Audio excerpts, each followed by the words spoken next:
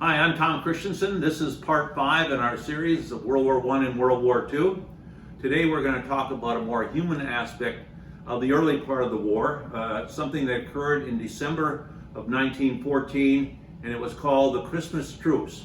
Before we get started though, particularly describing that truce, it's important to understand that the truce of 1914 was not repeated in 1915, in 1916, 1917, or 1918. It is a one-time 1914 occurrence.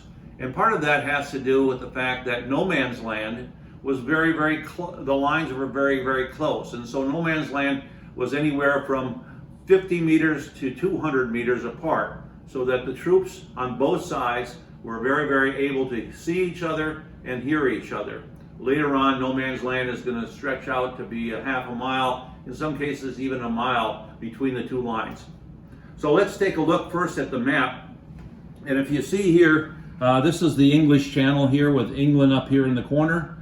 This is Belgium and France. Mainly the Christmas truce occurs in Belgium, which is right here. And it occurs between the British troops and the German troops. It occurs occasionally with French troops, but generally speaking, the Christmas troops that we described, and that is most famous, occurs between the British troops in Belgium and the German troops in Belgium. Now remember that the war in August in 1914 extended a trench line that extended all the way from Switzerland up to the North Sea. In this trench line were fixed trenches. Nobody was going anywhere. There weren't going to be any attacks that were going to succeed based upon the entrenchment of the soldiers involved. And so the soldiers there had not really been in a lot of fighting for the last probably month and a half, 2 months. There were artillery bombardments, there were night patrols occasionally, but because no man's land was so close together, it was very difficult to have any success. And so I want you to know that when we get started. Both sides in the Christmas truce are very disappointed that the war hasn't ended. The Germans thought the war would have been ended by that time, that they were going to be victorious, and likewise the English and French thought they would have been victorious by Christmas. Nobody imagined, even for a moment, that the war was going to drag on for 4 more years. And so let's set the stage for the Christmas truce. Generally in Belgium and northern France during this time period, rain was prominent. Almost every day it rained. And it was a very strange thing, because for a very short time on December 24th, on Christmas Eve, they started to get some light snow. And so it became almost very Christmassy as far as nature for both the troops. And as the troops were hunkering down, both had been warned by their officers to expect an attack during the Christmas season, because they thought, well, the other side will try to do a surprise attack. And so both the English and the Germans are waiting for a surprise attack. Obviously that attack never came. The Germans start the Christmas truce festivities first. They actually had Christmas trees that they had cut, and they put them up at night in front of their trenches. All along their lines were Christmas trees. And there was at least one reported Christmas tree that had electric lights on it. How did they do that? They had electric lights, and they hooked it to one of the generators in the trench and cranked the generator so that the lights shone. And pretty soon the Germans started singing their famous Christmas song, Heilige Nacht, Stille Nacht, and which is of course Silent Night. And of course the British responded with the English version of Silent Night, and there became almost a war of songs going back and forth. They started also shouting obscenities at each other, but they shouted them in such a way that they were jokes and not meant literally. And pretty soon everybody was singing, and it was kind of a song fest going back and forth. The Christmas trees were there. Occasionally there was a star cluster that was set up, and by that I mean an artillery shell that opened up, lit the battlefield, and of course lit the fact that the Germans had put Christmas trees up. And so the stage is pretty much set for that type of thing. One of the soldiers, I'll read a quote by him.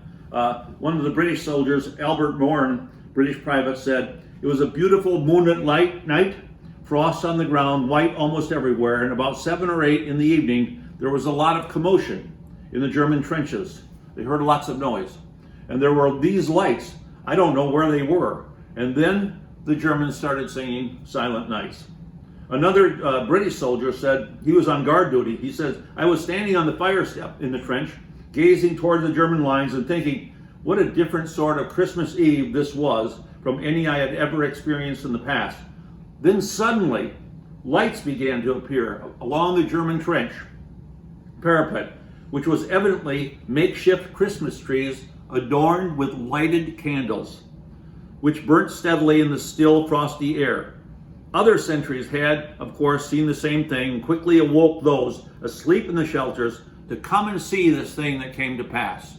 And so the British soldiers are very, very surprised about this. And then the singing starts. And of course, everybody's in the Christmas spirit. The officers are running up and down the trench, threatening the soldiers not to fraternize, not to talk to the German soldiers, because they're yelling back and forth, as I said, in a very joking way. They sing Silent Night, they sing, Oh Come All Ye Faithful, and other very, very famous religious hymns that were known by both sides. The next day, on Christmas Day, they were sitting there, and suddenly the Germans started waving from their trench, standing up literally and waving from their trench. The British did the same thing, started waving back and forth. And that lasted about 15-20 minutes, when suddenly a German soldier got up out of his trench and started running toward the middle, and he was being followed by 20 or 30 of his own soldiers, the German soldiers. And pretty soon, even though the officers were cautioning the British to get down, a British soldier did the same thing. He got up and they ran out and they started embracing each other. And when that happened, hundreds of soldiers got out of the trench all the way along the line and moved toward the beginning or the middle of no man's land. And what did they do in no man's land? Well, no official photographers were allowed to take any pictures, but some of the soldiers themselves had some cameras. And some of the pictures that you see here are of soldiers. Here you can see a British soldier right here with German soldiers right here. Here you see, again, a British junior officer, probably a captain, surrounded by German troops. And here you see an artist's rendition.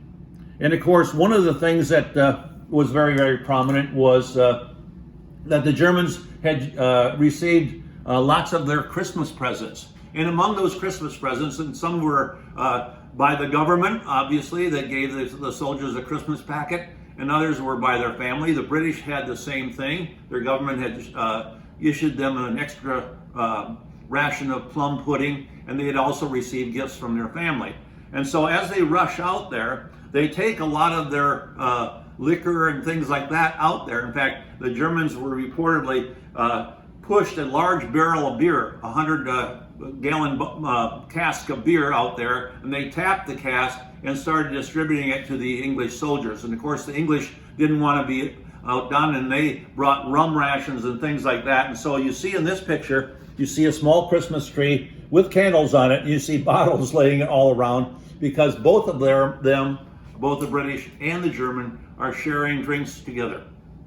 So it was quite something. It was something that no one had ever anticipated, that the officers had been warned not to allow. The junior officers, and when I say junior officers, I mean lieutenants and captains, generally let their men do what they wanted during that Christmas truce. They didn't put it down, and in fact, oftentimes they joined in. Throughout the day, there was a lot of exchange going on. And so what started is they started trading different things that they had. These included everything from medals that they had to helmets that they had. You had German helmets being worn by and taken pictures of by British soldiers, and likewise they had traded helmets. One of the things they traded most likely was the belt buckle. This is a German belt buckle from World War I. It's an original. You can see the German belt buckle says Gott mit uns, which means in German, God's with us. Well, He probably wasn't with them totally because they lost the war, but that's the German belt buckle. And belt buckles were oftentimes exchanged during the Christmas truce, both the British and the German. So there's a lot of trading going on. And finally, I think probably the most notable thing that occurred during the Christmas truce is that the soldiers got up out of the trenches and one person had a ball, a soccer ball, and he threw it out there. And pretty soon you had the Germans kicking the ball in one direction and the English kicking in another direction. There were no goals set up, but they kept kicking the ball. It was kind of like a soccer match going on during Christmas. And so I think you can see that even in this time of war, humanity was there. Both the English and both the German soldiers thought that the war was going to end, hoped that the war was going to end, and unfortunately and tragically, it did not end. But I think the Christmas truce shows the humanity displayed by both sides. Thank you.